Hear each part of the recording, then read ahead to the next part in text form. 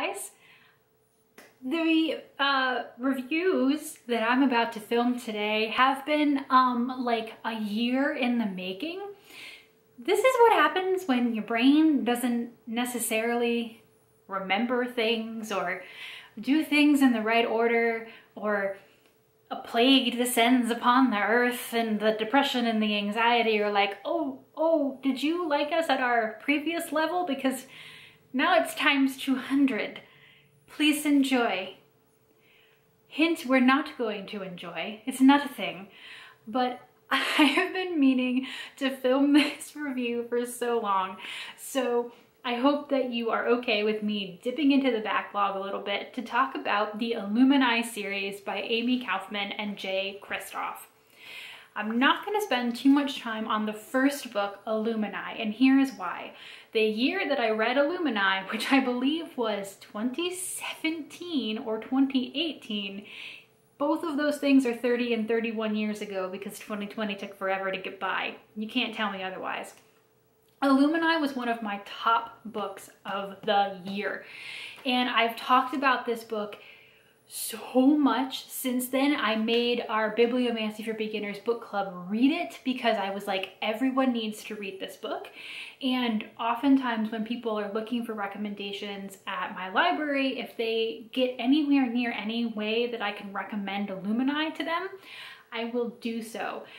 These books have been out in the world for a really long time, but I mean, they're just phenomenal. They're a mix of written text and this absolutely fantastic, just multimedia way that these books are put together. The first book covers a pair, Katie and Ezra, who chose the day their world got bombed to break up, which they then discovered was maybe not such a great life choice at the time. And they end up running from an evil space corporation. You might not want to read Illuminae right now because at a certain point there is a rogue AI and a plague breaks out on the ship. And it's just crazy and wonderful and one of the most unique and inventive things I've ever read. And so of course, after I read this book, I wanted to read the other two books in the series. I bought them in hardcover, and then it took me a while to read them. I only got around to them as of last year, and then I read them like boom, boom. So I have lots of thoughts and feelings because after the first book, the bar was set incredibly high. As we will be doing a series review, there will be moderate spoilers for some of the previous books, but I will do my best as we go forward not to spoil anything major and only talk about the characters in the books in the most general terms so that, you know, you won't be spoiled, so don't worry about that. So the major thing to understand about Illuminae, the first book, is that you realize that the Illuminae files, which is what these books are purported to be, are being basically read in evidence against this super scary space corporation that has done some super shady things. And this is kind of like the reveal of this like death and destruction they have caused that they've tried to just sweep under the rug, like, oh, nothing to see here, definitely no dead bodies, definitely no bombed planets, everything is fine. Everything is not fine. It's not.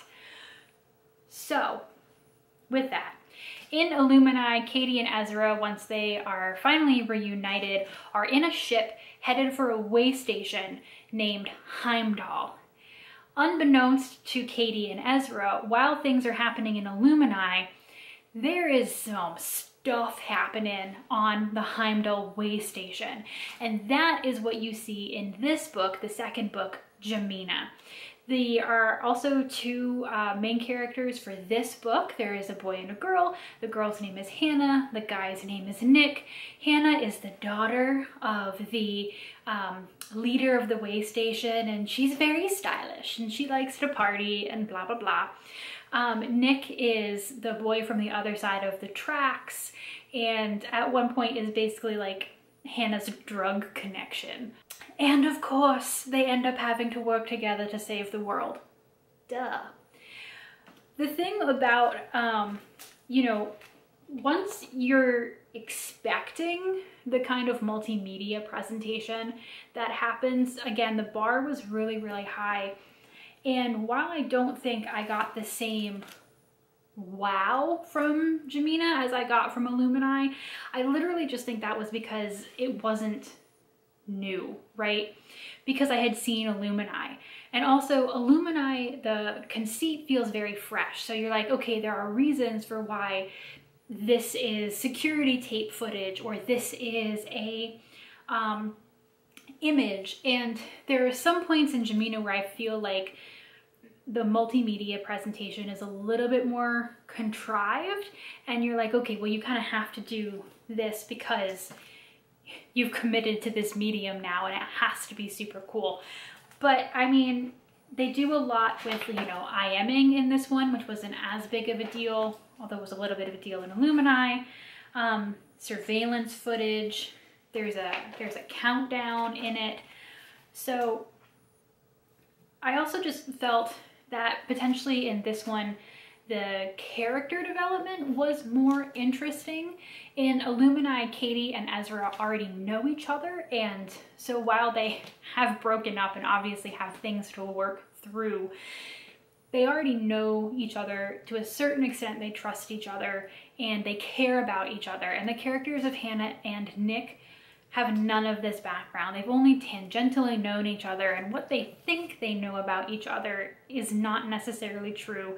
And there are also other side characters in this one that are more interesting. Nick's cousin, I believe she's a cousin, for example, is in a wheelchair, and she ends up being a really big part of this one. And also in the end of this one, the science gets crazy. So it ends up feeling, you know, Illuminae was a sci-fi novel because it happened on a spaceship and whatever, but like in this one you get more of like the crazy science that affects a science fiction, which I also enjoy. I'm not a huge science fiction reader, but I enjoyed that. So at the end of Jamina, again, not a huge spoiler, but at the end of Jamina, Katie, Ezra, Hannah, and Nick all converge. And so they end up together on a ship that is then headed back towards the planet that Katie and Ezra escaped during the events of Illuminae, the one that was bombed and sets off the events of that book. So a huge circle has happened. This brings us to Obsidio, the final book, and the book that makes me grumpy. And there's a lot of reasons for that. So this one, as with Illuminae and Jamina, has two main characters, a boy and a girl. Asha, who is Katie's cousin, and Reese, her ex-boyfriend, who reappears as a soldier for the invading force from the evil Empire Bio Company. That is the big bad of this entire series. And Jamina and Illuminae only focus on that couple's story from beginning to end. So you get to see their character development, you get to see, you know, the not simple plot, but the basic plot that they follow. Obsidio is trying to do so much at once. Obsidio is trying to introduce the characters of Asha and Reese. It is trying to give them characterization, build their relationship back up, figure out their own plot line, but then it's also folding in Hannah and Nick and Katie and Ezra and all of the people that you have come to know from the first two books, because this is the finale and everybody got to meet up and help save the world, and it just ends up feeling super bloated. Also in Obsidio, unless you're at the parts where they bring in the people who are on the ships, like Hannah and Nick and Ezra and Katie, there's not as much room for the IMs, the surveillance video. There's not a lot of tech on the planet where Rhys and Asha are. So it also ends up having the most just plain text in it. And it's also trying to cover more ground. So it's unfortunately, if you were interested in it for the engaging multimedia, this one falls down a little bit. I would not say at all that it's a bad book, but it's trying to do so much. And I really feel like I know why we needed the story of what was happening on the planet to eventually make the whole story come together.